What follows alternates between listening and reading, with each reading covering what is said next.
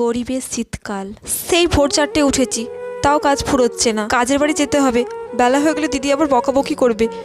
মনা তো ঘুমোচ্ছে, ওকে এখন ডাকবো না, এই ঠান্ডার মধ্যে বেলা হয়ে উঠবে ও।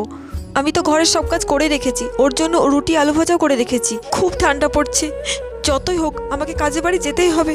আর কাজের বাড়ি না গেলে তো আমি মাইনে পাবো না, আর মাইনে না পেলে মেয়েটাকে আমি খাওয়াবো কি? বাইরে তো খুব ঠান্ডা পড়ছে, একটা চাদর থাকলে ভালো হতো। একটা চাদর কেনার সামর্থ্য নেই আমাদের। এক কাজ করি, এই শাড়িটাকে ভালো করে গায়ে দিয়ে নিই। হ্যাঁ যাই। দিদি, আমি চলে এসেছি, আমি এক্ষুনি সব কাজ করে দিচ্ছি। কি রে, তোরা তো দেরি হলো কাজে আসতে? সেই কখন থেকে বসে আছি, আর তুই এভাবে কাঁপছিস কেন? একটা চাদর গাইতে আসবি তো? আসলে দিদি, বাড়িতে কোনো চাদর নেই তো, একটাই চাদর মেয়েটাকে দিয়ে এসেছি, তাই।